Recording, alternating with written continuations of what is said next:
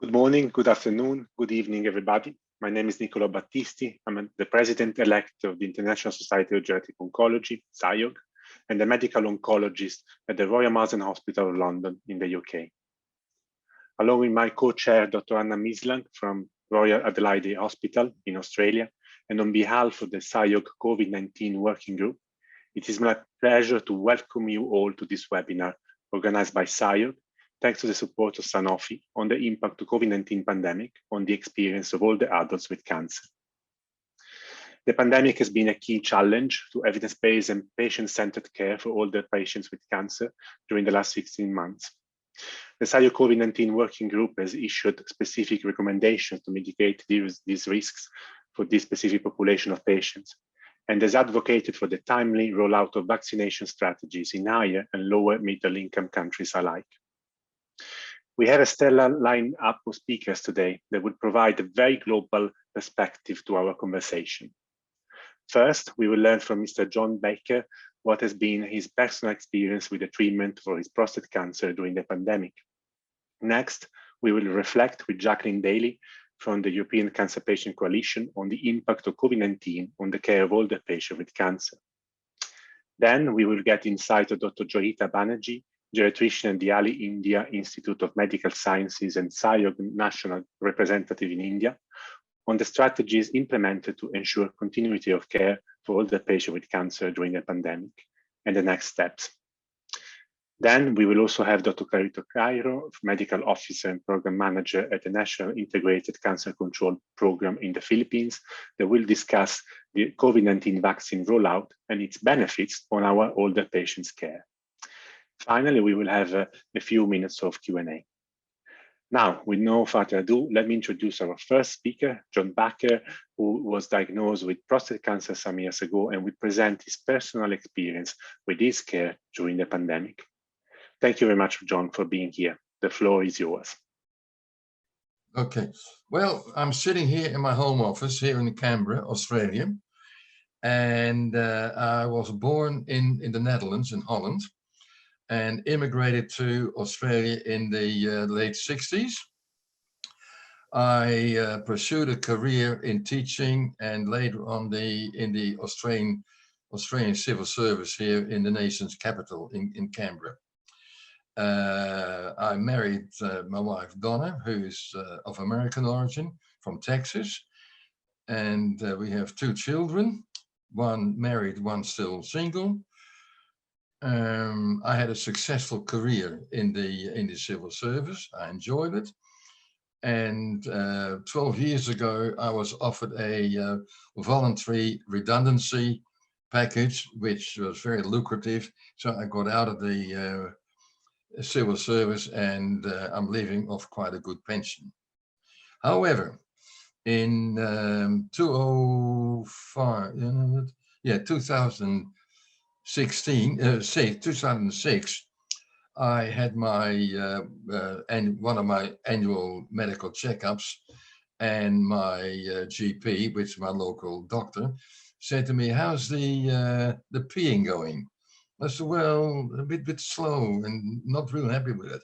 He said, "Okay, let's do a PSA test."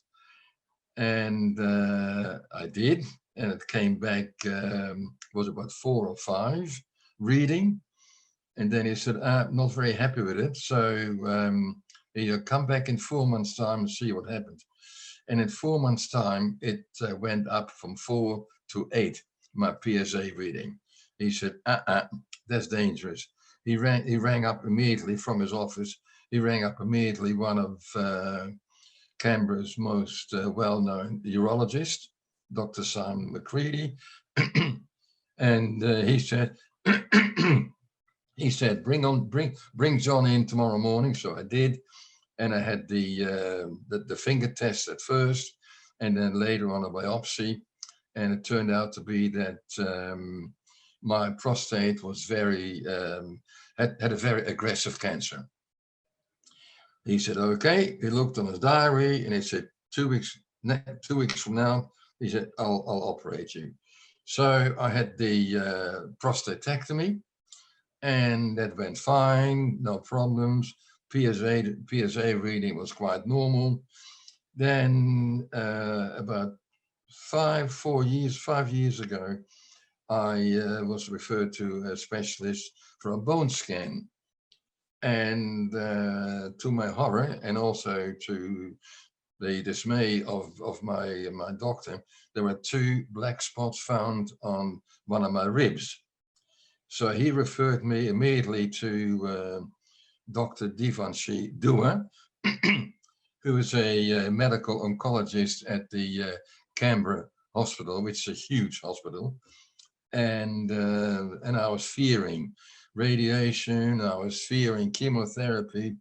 Anyway, Dr. Dua said, no, we don't need radiation, we don't need chemotherapy.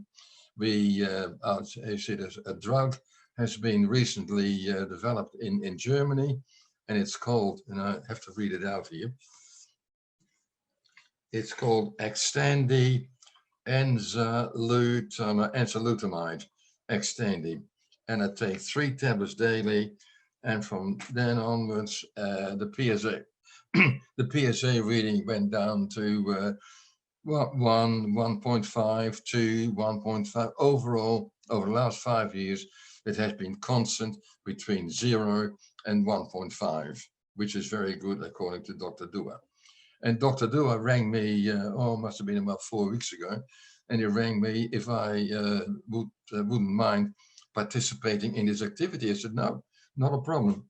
So I'm still, in fact, I'm seeing him again in 3 weeks' time, mid-July, and I have a PSA blood test beforehand, and then we discuss the reading, a couple of other tests as well.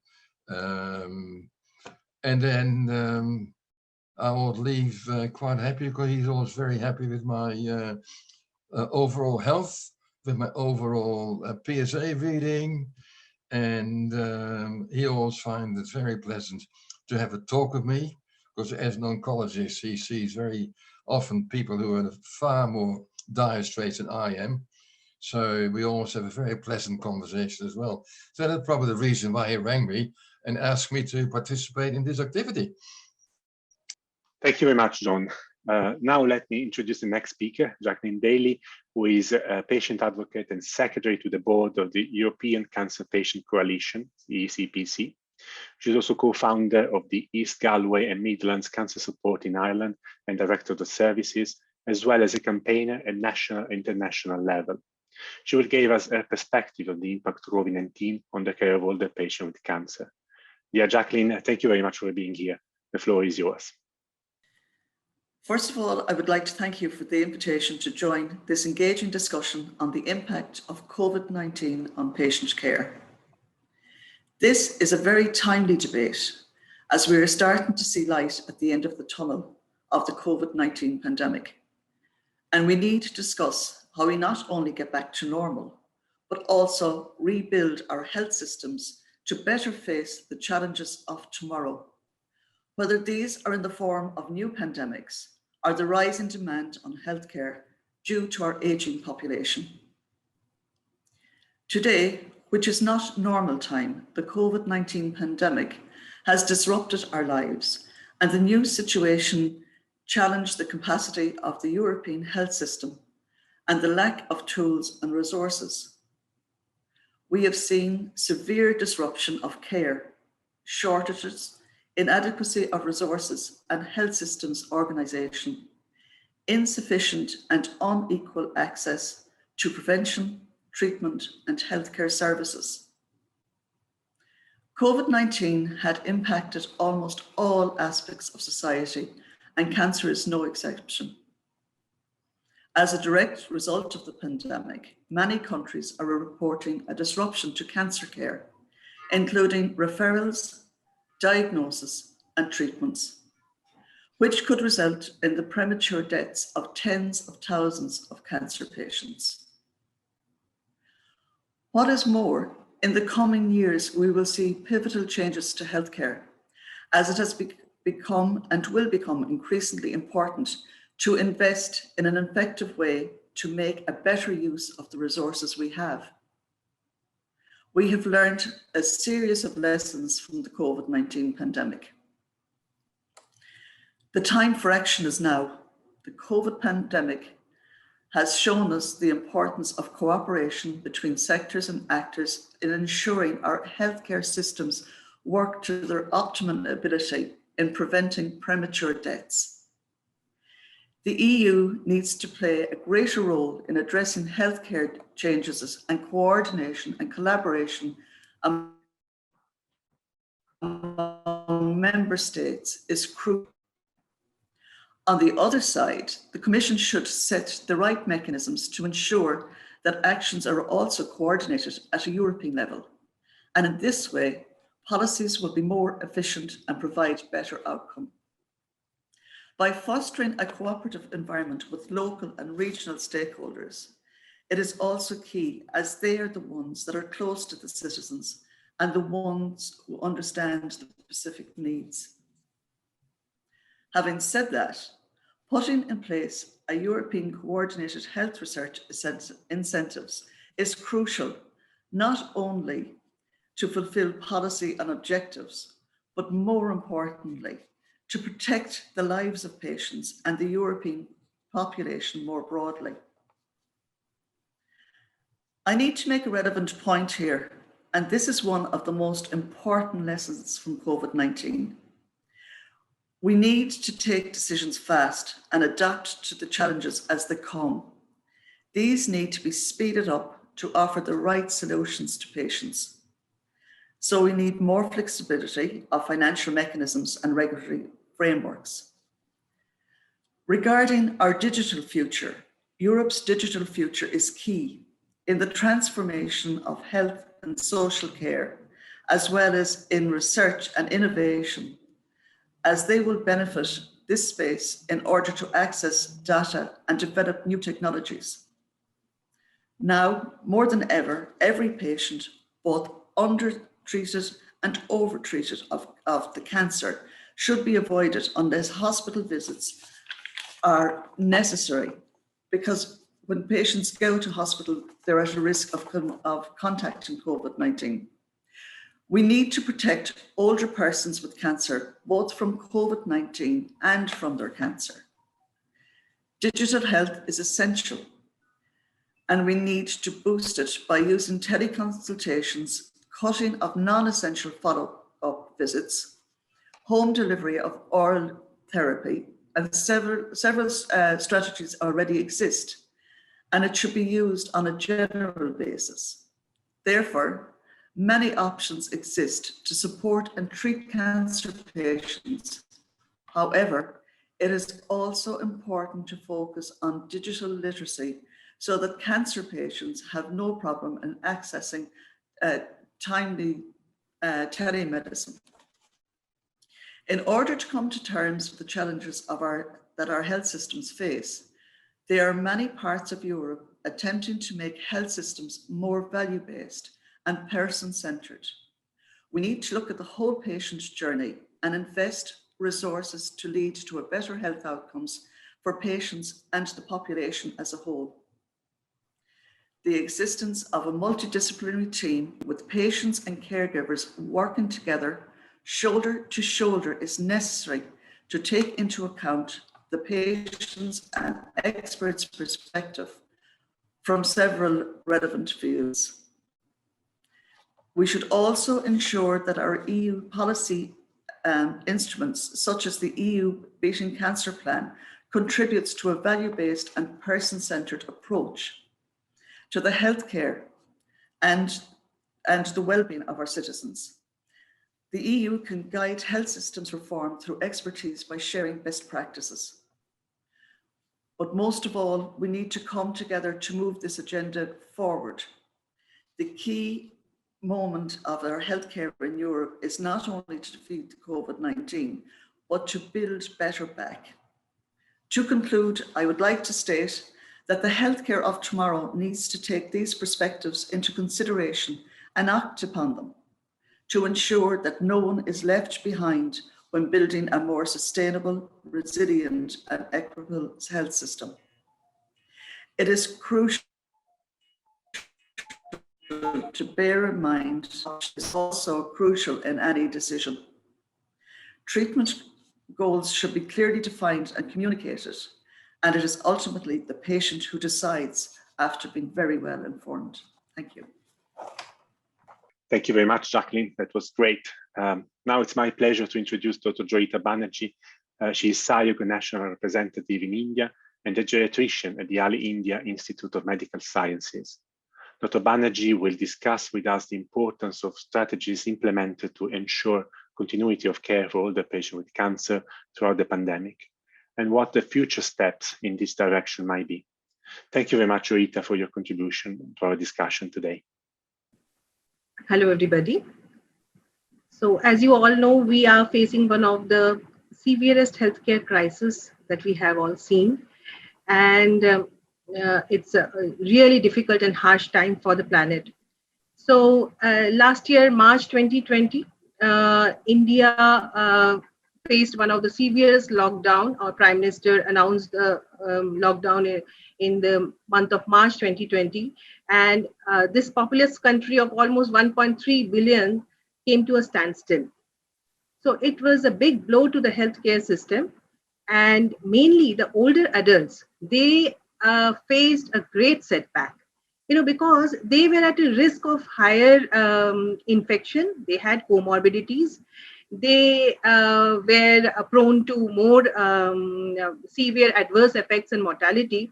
So what happened is that we locked up our seniors. They were all locked up and they were at home and they were isolated. And somehow it had a very bad impact on them, physically, financially, psychologically, every which way. So more about India and other low and middle income countries. We are actually, our healthcare is really stretched. We are having a double burden of communicable and non-communicable diseases. The non-communicable diseases keeps on increasing, cancer being one of them. And so the COVID was a big blow to our already constrained healthcare system. Nevertheless, we reorganized our healthcare system, the oncology care units, the other healthcare units and hospitals. They all reorganized their services and rose to the occasion. So some of the things that were done in most of the hospitals or standalone oncology units, oncology services was, so a COVID action group was, COVID-19 action group was made in each hospital. And all these groups followed a standard operating procedure, which was being changed and updated according to the situation. And we used social media a lot. So in India, we use WhatsApp and Telegram. These are the media that we use to keep in touch with each other. So when we found out that we could not have physical meetings, we had virtual meetings, and we made social media groups among in which all healthcare fraternity like physicians or the paramedics, nurses, the hospital administrators all came together and formed a team and took decisions. That's how we formed our social media groups and our COVID-19 action forces. Every hospital had it, every department had it. So that was how we were working. Then every hospital had screening centers, fever clinics, then isolation services, and some beds were reserved. Even if they were standalone oncology services, we had some beds reserved for management of COVID patients. But the best part was the telecommunication services. They were ramped up greatly, and that was a big boom during this pandemic. So telecommunication services took off within the first 3 to 4 weeks, so that we could keep in touch with our patients, and we could, the continuity of care could go on. And telecommunication, sometimes we could do video consultation also, but mostly people living in rural areas, far reach areas, older patients who are not very technically savvy would not be able to communicate through video. So we would talk to them over telephone and keep in touch with them. Even email services were opened up so that they could write to us. And best is what I would say best backup was the social media groups, the WhatsApp group, where patients could keep in touch with us, with our the multidisciplinary team. They could keep in touch with the physiotherapist, maybe the dietitian or the counselor. So that was a really good thing that we could do. So teleconsultation and keeping in touch with these social media groups. But we had to scale down most of the oncology units, and also the hospitals had to scale down the services drastically, because we had to reduce the footfall and break the chain of transmission. So there was a lot of prioritization and triaging that we had to do. And in cancer, we had to depend upon the type of cancer, the stage of cancer, aggressiveness, and we had to triage accordingly and call people for physical services, which was very difficult. The first 2-3 months, March to say May, June of 2020 was bad. People could not travel. The lockdown was very strict. Interstate travel was banned. And older people who have to depend, they have a lot of disability, they have dependents, they have to depend upon their caregivers, they could not access facilities. So those were very difficult and trying times. And we tried to continue care as best as we could with teleconsultation. Then more emphasis was given to control of infection among healthcare workers and also the patients coming into the hospitals. Vaccination, as soon as the country could afford and vaccines were available, the priority group was the healthcare worker and the frontline workers and older people above 65 years of age. The government of India took an initiative to vaccinate these priority groups. Though there was a lot of vaccine hesitancy, which is still there, but somehow we have tried to vaccinate as much as possible. One very important step that was taken was, the decentralization of the oncology care services from the tier 1 cities, that is the metro cities. So in India, most of our state-of-art oncology services are concentrated in the metro cities, the tier 1 cities, and mostly patients and have to travel long way, and people living in the rural area, 70% of our patients live in the rural area. They have to travel across states and travel to the cities to get their treatment done, which is a big burden on the patient and the caregiver both.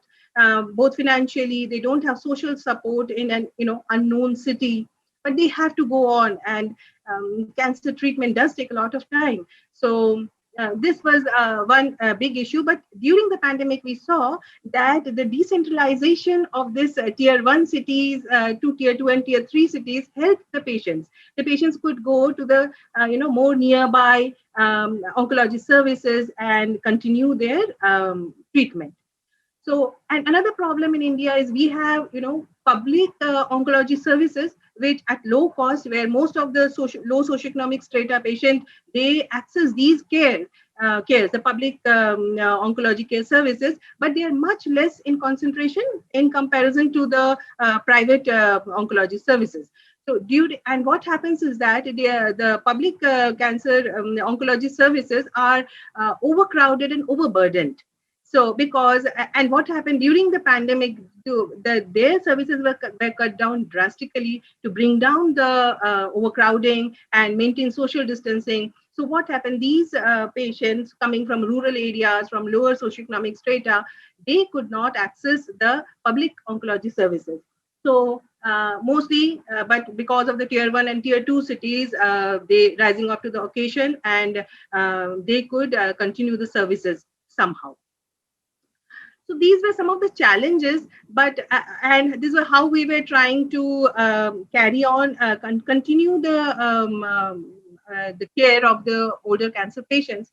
Some things which were lacking, and I would like to emphasize now with the pandemic, with the second wave under control, but still the pandemic is not totally under control, and we may have a third wave. So we are in and out of waves. We are more organized now. So what we have understood during this time is that teleconsultation is a big boon for us to continue care. And if we could continue this teleconsultation services even after post-pandemic, this will be very good for our older patients living in far-reach areas who may not be able to access healthcare. And if we could continue these people might have completed their cancer treatment, and they might be needing follow-up. So if we could continue services through teleconsultation, that will be very good for them. And somehow keep in touch with our patients will be very good. Another important thing is if we could keep the channels of communication open between the physicians in tertiary care centers in metro cities, down to the lowest primary health care physician or the family physician of the patient. Somehow, if the channels are kept open, communication is open, so that will be a great help for the patient, and that will help in continuity of care. Secondly, geriatric oncology is still a very nascent science in India. Though oncologists are understanding the importance and benefits of a geriatric assessment in oncology, as we are facing more and more of older patients in our practice, still it's not optimum. We need to do a lot. And during the pandemic, we have understood that most of our patients, cancer patients, the older cancer patients are somehow, they are left behind in the triaging, or they don't get the priority. So maybe if we can do a geriatric assessment, this has to be taken care of now as the pandemic is under control, and we have a better robust mechanism of a continuity of care.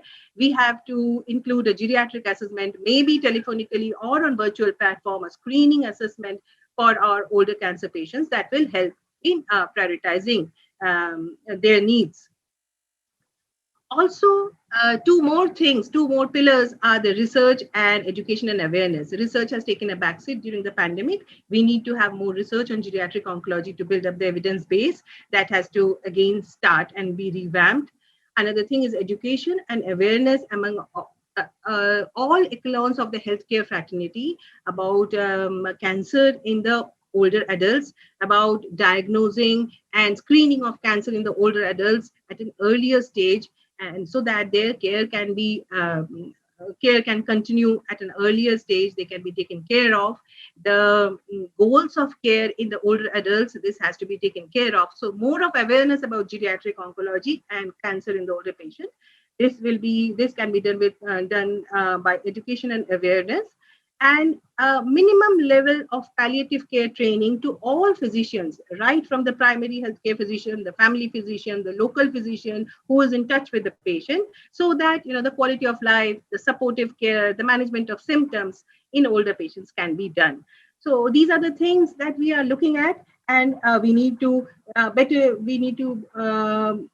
a better use of resources and flexibility in our actions, and more awareness of digital literacy among the older adults, which will come slowly. They will be helped by their, younger children and others, they will be helped, but this has to come. And this is how we can manage the cancer in the older adults at this point, at this time of the pandemic. So thank you. Thank you very much, Joita. Now let me introduce the last speaker, Dr. Clarito Cairo. He is Medical Officer and Program Manager at the National Integrated Cancer Control Program in the Philippines. They will discuss the COVID-19 vaccine rollout and its benefits on our patients' care. Dear Clarito, thank you very much for being with us today. The floor is yours. Thank you, Nicolo, for that kind introduction. Good morning, good afternoon, and good evening, everyone.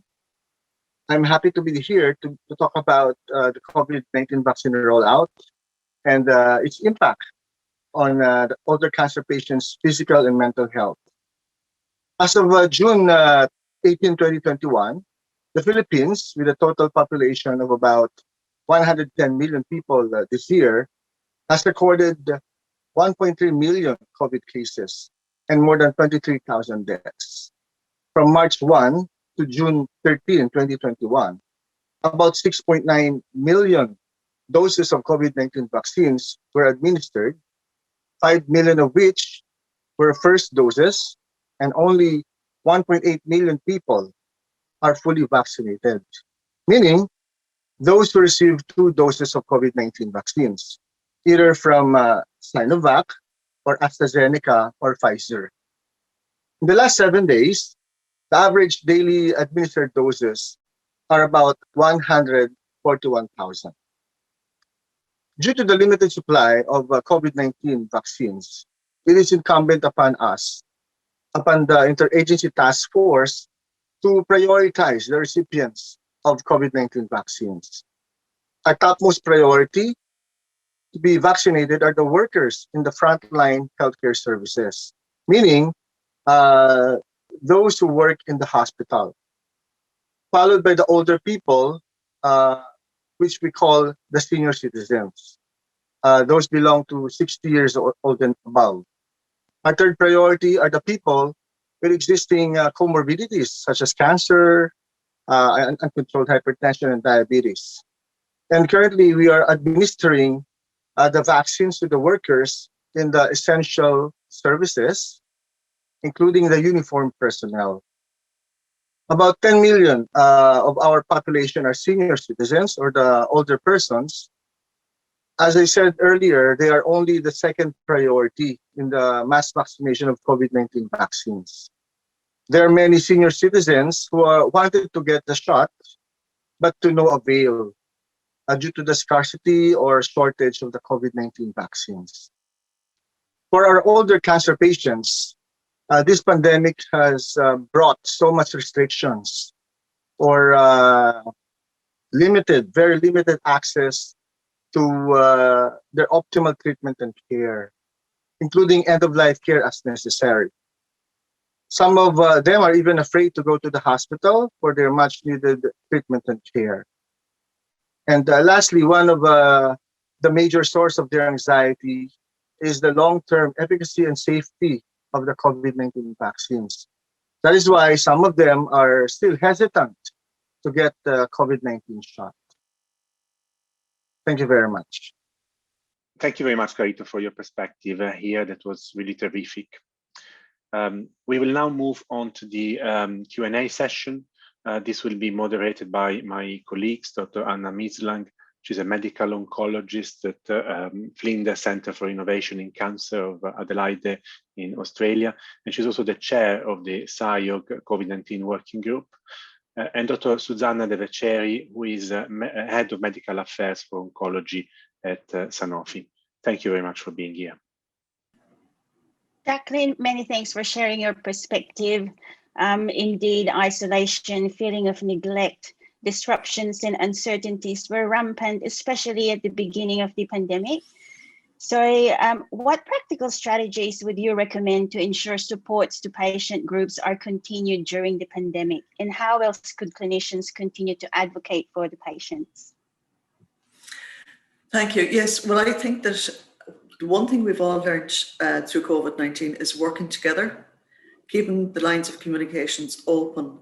I think we need to have a lot more training in telecommunications, telemedicine. And again, it's education. Education is key to everything.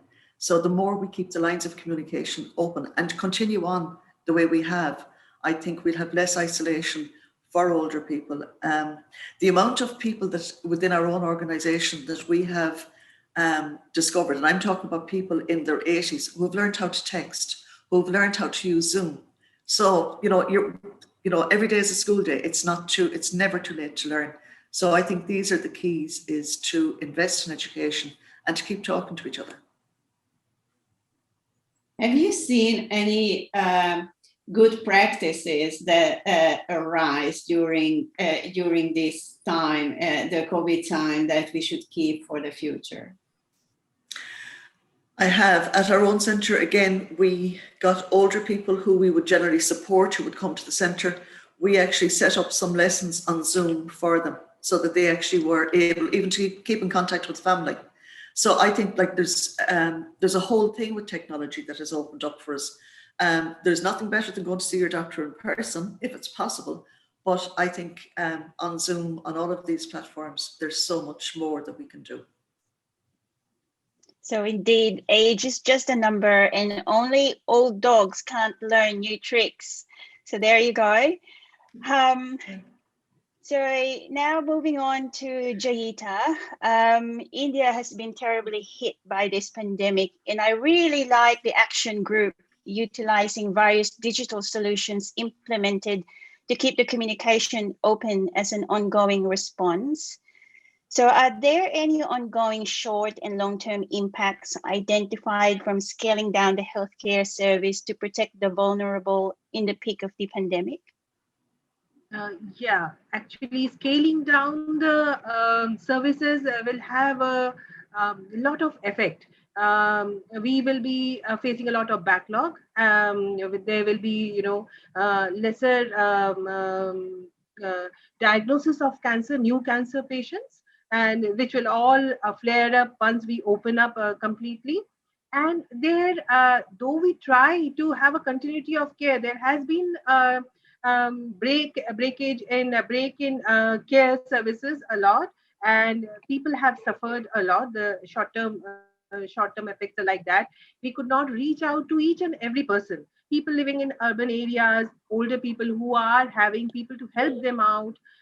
They are in a better position, but there are lots of older people who are staying alone. They don't have people to help them out. They are really very anxious about traveling, and afraid of contracting the infection. So in these cases, the continuity of care could not be maintained, and that will really show up in a bad way, as we can see.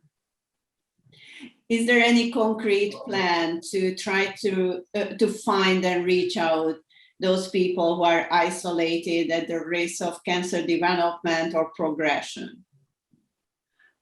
So yes, as far as my institution is concerned, the All India Institute of Medical Sciences, we have a specific cancer department who are looking into their records and reaching out to people telephonically.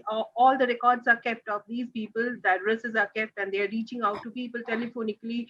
And as the country is opening up, they are encouraging them to come over for their scheduled treatment schedules, either be it chemotherapy or radiotherapy. So they are being, encouraged to come out, and whoever has lapsed in their treatment plans are being encouraged to come out. People are reaching out. As India was hit very badly a second time with COVID-19, is there a prioritization of elderly cancer patients with vaccination?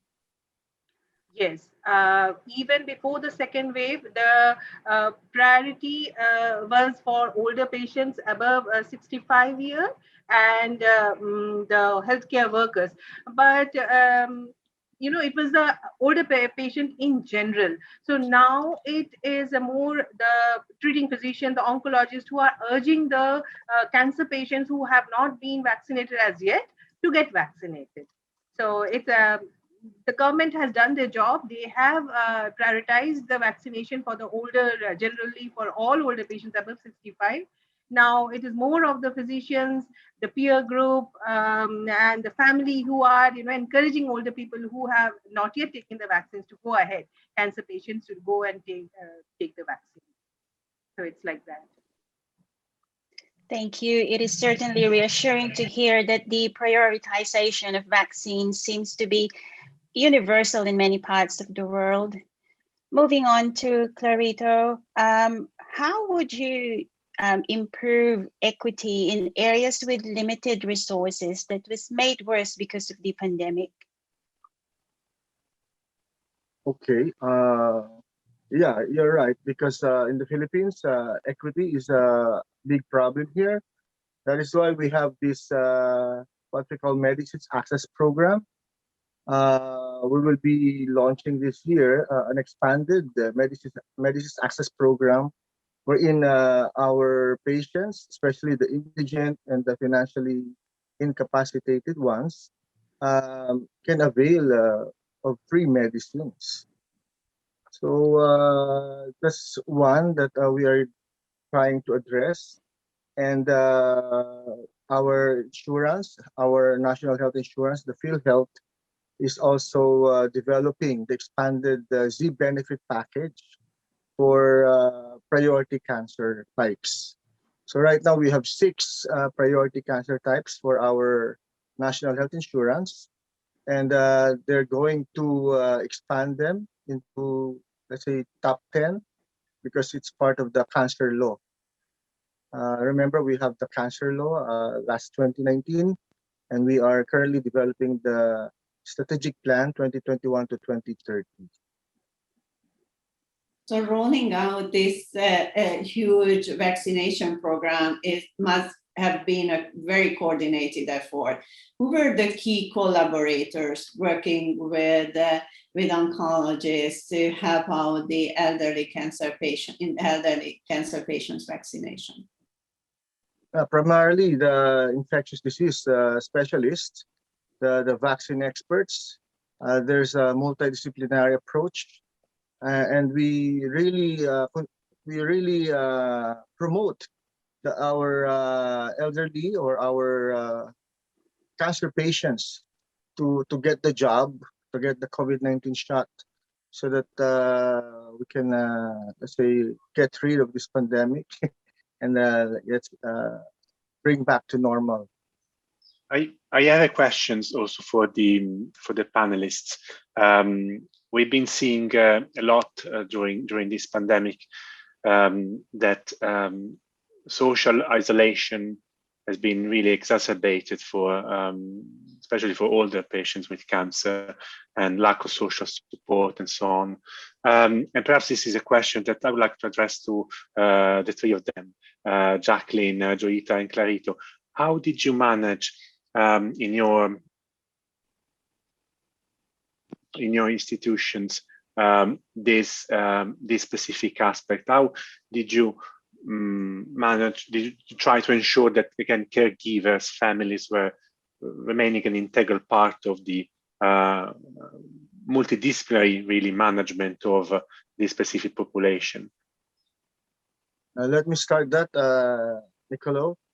In the culture of the Philippines, it's the elderly usually stay with the families.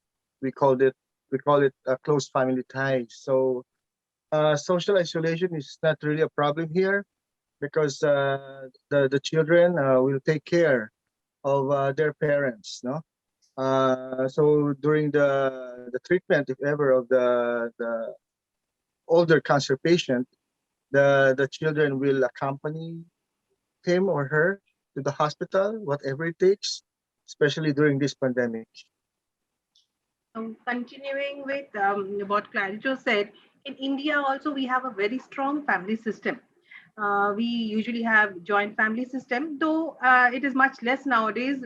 More of nuclear families are there nowadays. But most of our patients staying in the rural areas, they are staying with their children and extended family. So the isolation is there because during March, April 2020, there was a big fear that it's the older people who are going to die. So there was a lot of fear and anxiety among children and family members. So all the elderly were very isolated and locked up. So that also caused a lot of anxiety among them. But slowly, people understood that this anxiety was getting at these patients, and they started communicating with their older parents or older relatives. And those who were staying in urban areas, in husband, wife staying alone, older couples staying alone, and the children are in cities or abroad, they started communicating. Even doctors and other self-help groups started encouraging children and other family members to connect with their older parents and relatives more frequently on social media, on Zoom calls, on WhatsApp calls. And that's how, things were taken care of. So more of family was a big support system for these older people who found themselves isolated. Yes, and here in Ireland, unfortunately, we lost a lot of elderly people, in particular in care homes. With healthcare workers, they were the first to be vaccinated. But for those who were living at home, isolation was a huge thing. We had a lot of restrictions, but within our own organisation, we encouraged families again to set up Zoom, WhatsApp, and have quiz nights. So the whole family would come together virtually and have a quiz night, eat dinner together. We tried to think outside the box the whole time to keep the family together as much as we can. And then people would say, deliver shopping to their front door, unfortunately not able to go in. But again, there was so much to be learned with technology. And do you know what? There were good things, like people actually came together. And I really, really hope we've learned that lesson, that if we work together, we can do amazing things. And that's right across the world, not just in our own little corner.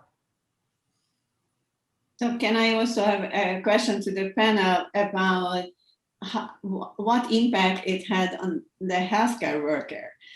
Because we are talking about patients and impact on COVID, but I think there was an increasing anxiety on the oncologists as well, using telemedicine and not to miss diagnosis or progression of the disease in patient. So I think it's very important to talk about cancer patients, but we need to take care of the caretakers as well.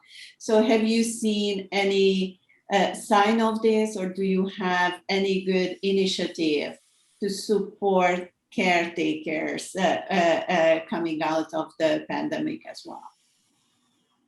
Well, if I could start, we have a saying here in Ireland, who cares for the carer? And if you stretch something too far, it's going to tear. The one thing that really shocked us here was that the lack of PPE, that, you know, we really weren't ready. I hope right across the world, we have learned that PPE is the way forward. We're always going to have it. And that greed doesn't come in where people start. Where your face mask cost 20 cents yesterday, it's now going to cost you €5. That's wrong. I really hope that that doesn't continue. I have a son who's a paramedic, so firsthand I saw it with him, the stress they were under. Yeah, well, I mean, we saw healthcare workers going over and above the call of duty. The hours they worked, I take my hat off to you all. It was incredible. And we also had a lot of anxiety, where that whole fear that they weren't seeing their patients and if they were going to miss out on a diagnosis. And that brought its own anxiety and guilt. But I have to say, right across the world, I take my hat off to every one of you. Yeah, we have seen a lot of stress in the frontline workers and the healthcare workers, because the stress has been continuous. So the first wave, little when it started to, you know, come to normal, we again had the second wave, which was terrible. The second wave, we had lots of mortality, and we faced a lot of, you know, issues with oxygen supply and beds, and the healthcare providers were at a loss. Like, they were stressed from the first wave itself, and they had to look at so much of they were helpless. They could not help their patients.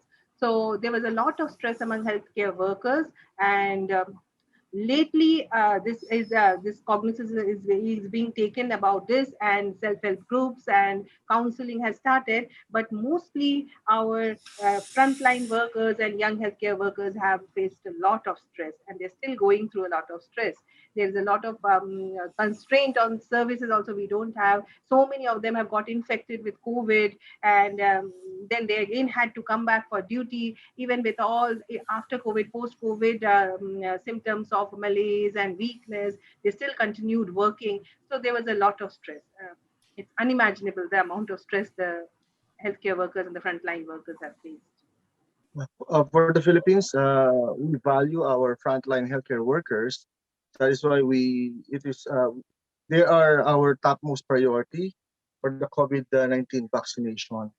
And we see to it that whenever some of them are, you know, have the manifestations of, let's say, going burnt out, then we refer them to some counselors or mental health practitioners, so that we can avoid the burned out syndrome.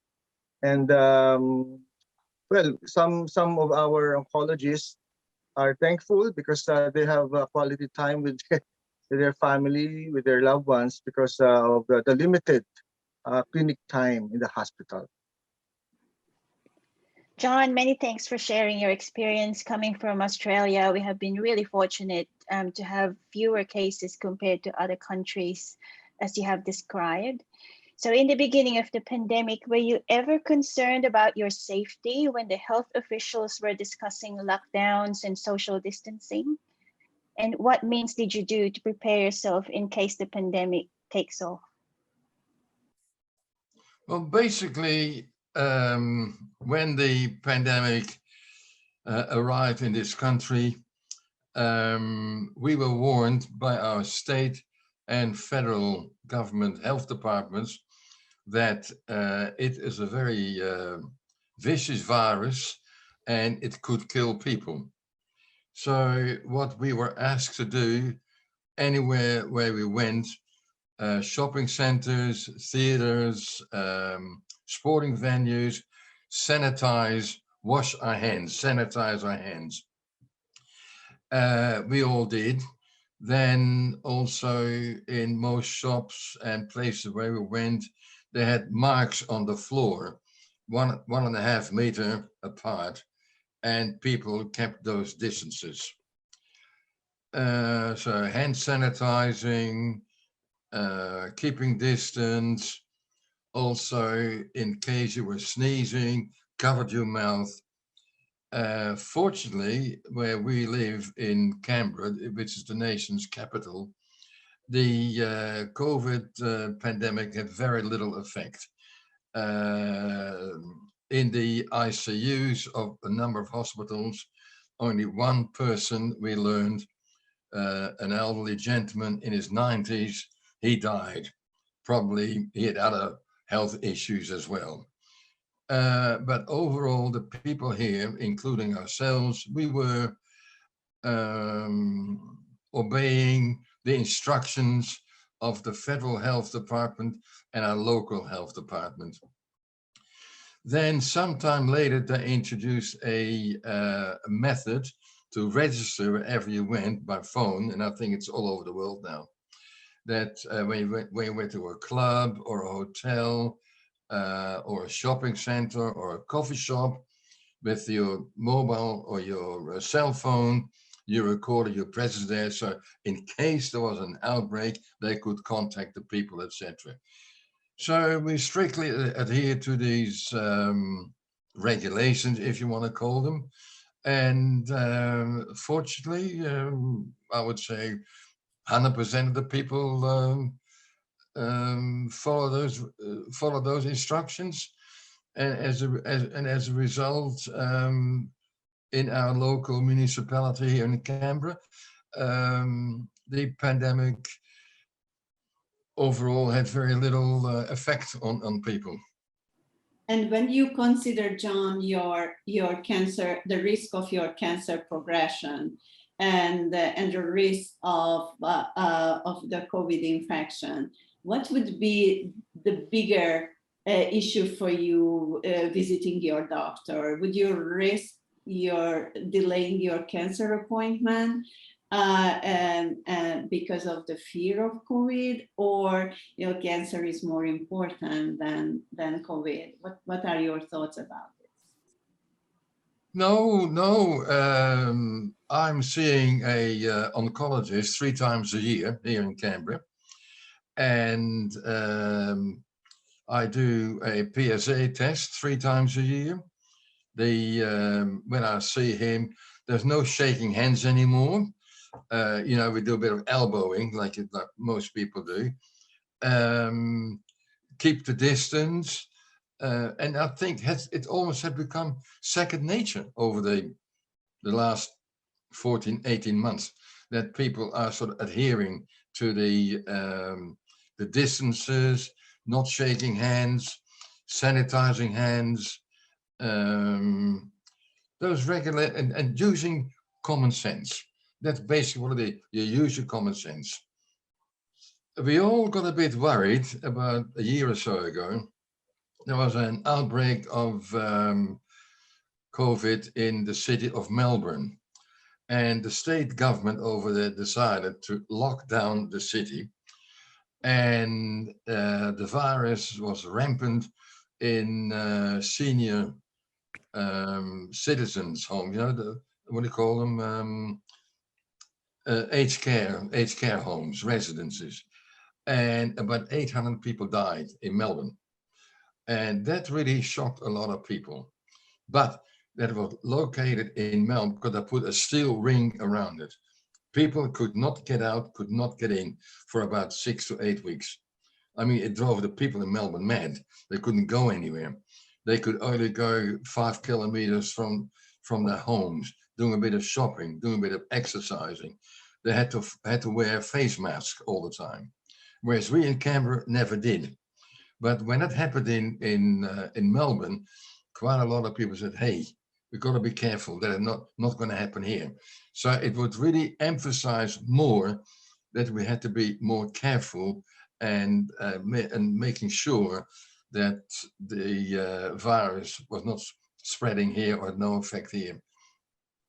But we never had a what's called a lockdown. We never had it here in the Australian Capital Territory. Okay, I have a question for John as well. Thank you very much for being part of this panel today. I was wondering whether you could expand on what you felt mattered most for you with your care during these 16 months of pandemic, and whether there is anything that you perceived throughout this period that was lacking, or at least could be improved. Thank you. No, look, to be quite honest, overall, life went on as normal here, apart from the instance I just mentioned to you about sanitizing, etc., etc.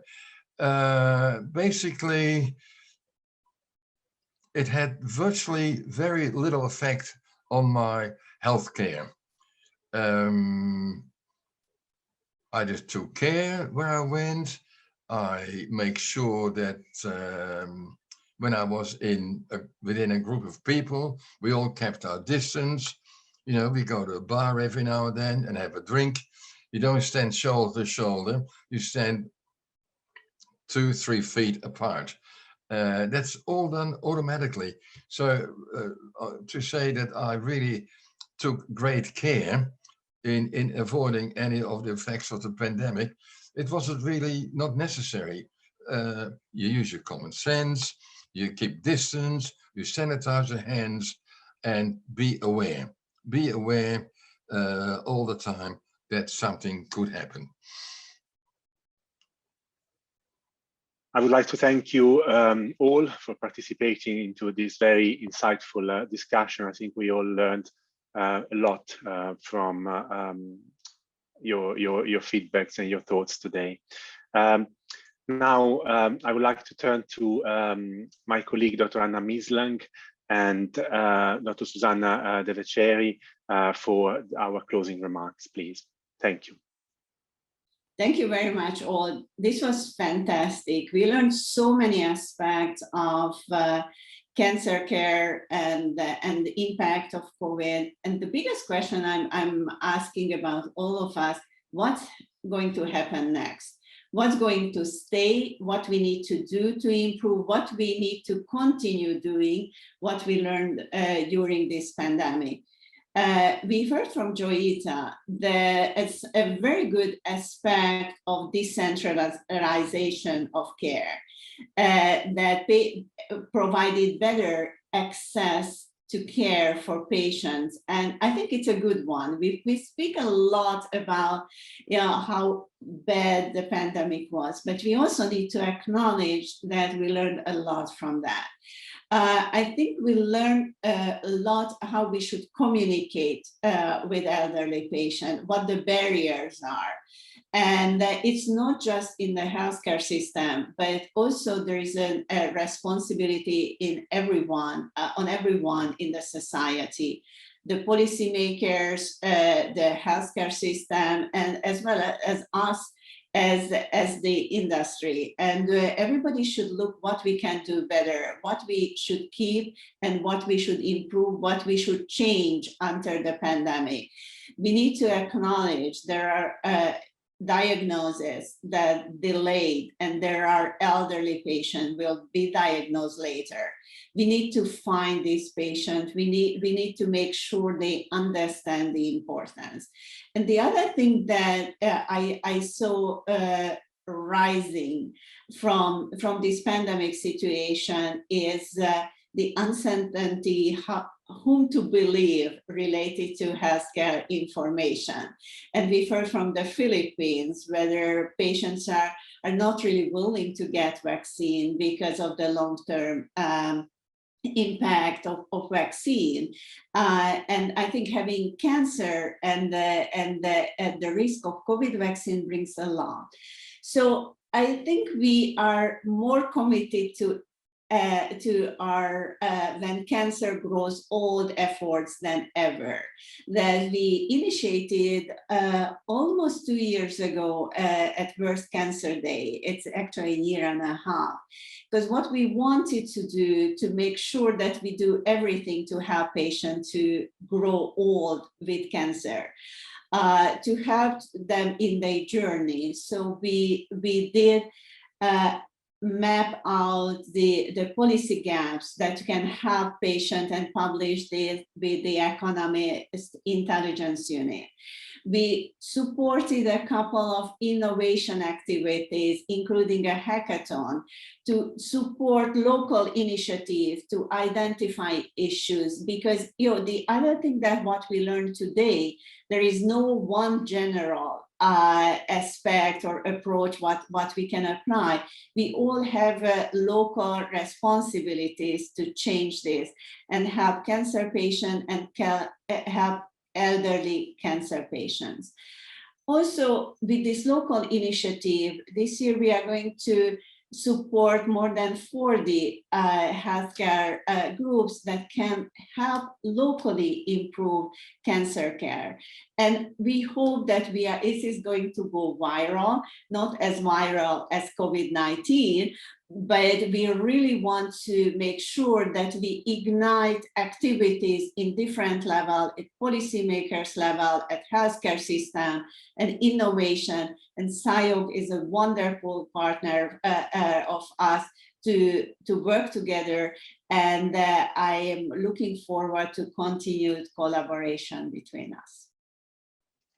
Thank you, Susanna. We certainly had a lot more things to work on, and we could only achieve that by working together through involving the patients and their advocates, healthcare workers, and policymakers. Well, that's all we have time for today, folks. On behalf of my co-chair, Dr. Niccolo Battisti, we would like to thank our audience for attending this event, to our distinguished speakers for sharing their insights into their care amidst the pandemic, to our sponsor, Sanofi, for making this event possible, especially to Dr. Devacheri for moderating the question and answer with me, and to SIOG for your ongoing support and devotion to improve the care of older patients with cancer. Until next time, goodbye and good day.